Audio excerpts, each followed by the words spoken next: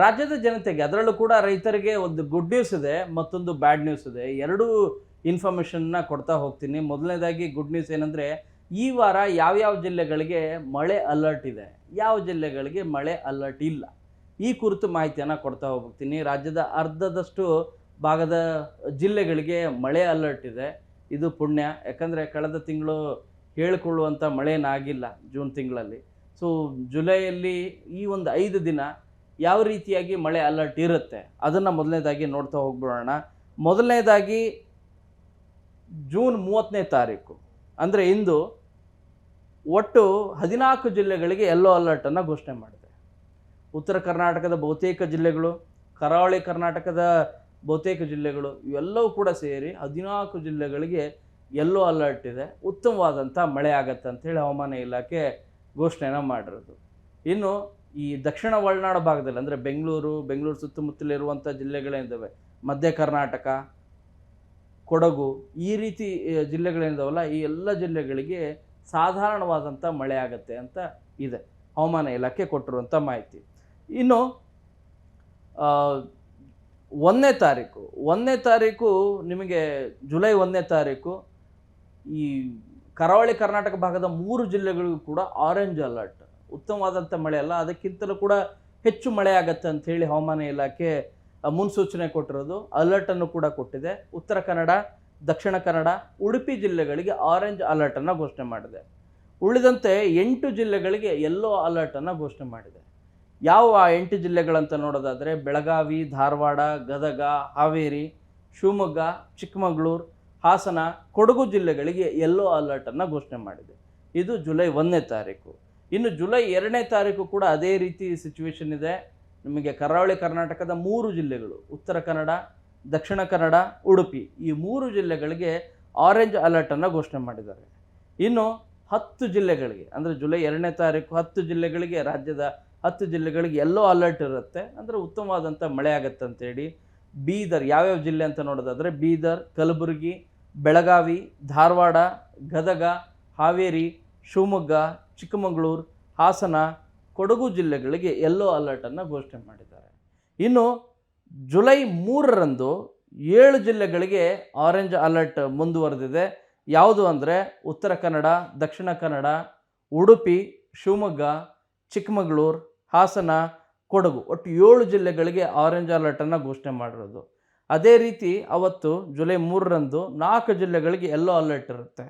ಬೆಳಗಾವಿ, ಧಾರವಾಡ, ಗದಗ, ಹಾವೇರಿ ಜಿಲ್ಲೆಗಳಿಗೆ ಯೆಲ್ಲೋ ಅಲರ್ಟನ್ನು ಘೋಷಣೆ ಮಾಡಿದೆ. ಸೊ ಮುಂದಿನ 4-5 ದಿನಗಳ ಕಾಲ ರಾಜ್ಯದ ಅರ್ಧದಷ್ಟು ಭಾಗದ ಜಿಲ್ಲೆಗಳಿಗೆ ಮಳೆ ಬರುತ್ತೆ ಅಂಥೇಳಿ.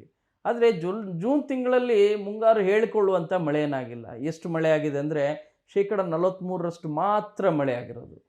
ಅದು ಬಹುತೇಕ ರಾಜ್ಯದ, ಇದನ್ನು ಓವರಾಲ್ ಆಗಿ ಹೇಳ್ತಾ ಇರೋದು. ಕೆಲ ಜಿಲ್ಲೆಗಳಿಗೆ ತುಂಬಾ ಮಳೆ ಪ್ರಮಾಣ ಇನ್ನೂ ಕೂಡ ಕಡಿಮೆ ಆಗಿದೆ. 70% ಮಳೆನೇ ಆಗಿಲ್ಲ, ಒಂದು 30% ಆಗಿದೆ. ಕೆಲವು ಜಿಲ್ಲೆಗಳಿಗೆ ಕೇವಲ 20%, ಕೆಲವು ಜಿಲ್ಲೆಗಳಿಗೆ ಕೇವಲ 15% ಮಾತ್ರ ಮಳೆ ಆಗಿದೆ.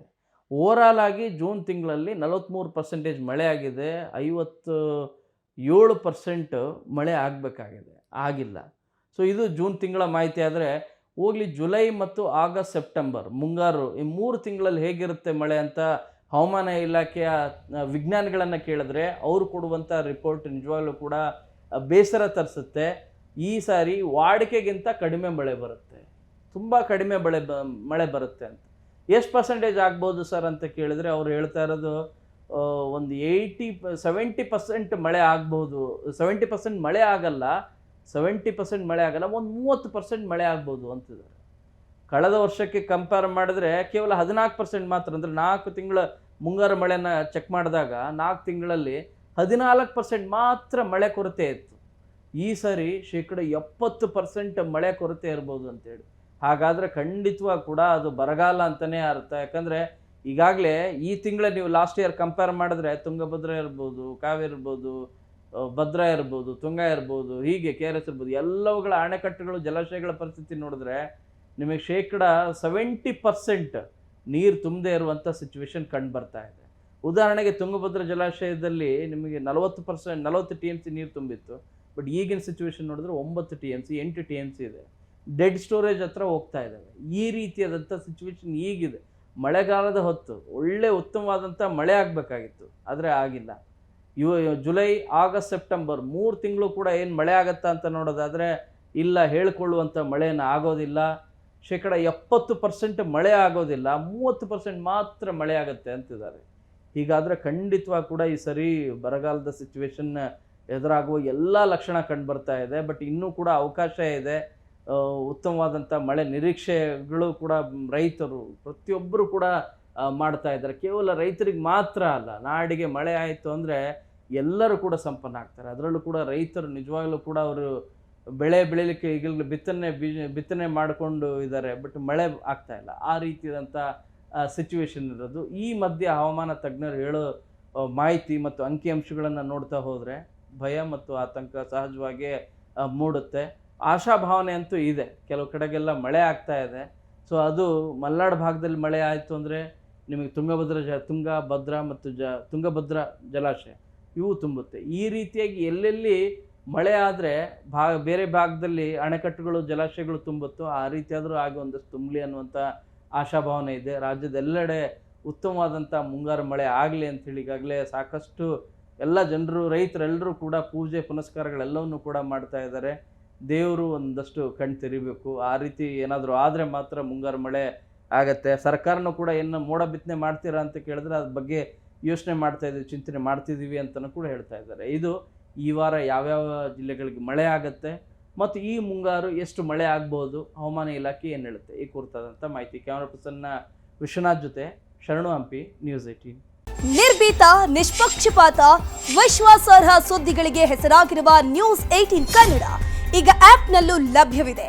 ದಯವಿಟ್ಟು ಇಲ್ಲಿರುವ QR ಕೋಡ್ನ ಸ್ಕ್ಯಾನ್ ಮಾಡಿಕೊಂಡು ಆಪ್ ಡೌನ್ಲೋಡ್ ಮಾಡೋದಕ್ಕೆ ಮರಿಬೇಡಿ. ನಿಮ್ಮ ಬೆಂಬಲ ಹೀಗೆ ಸದಾ ನಮ್ಮೊಂದಿಗಿರಲಿ. ಧನ್ಯವಾದ.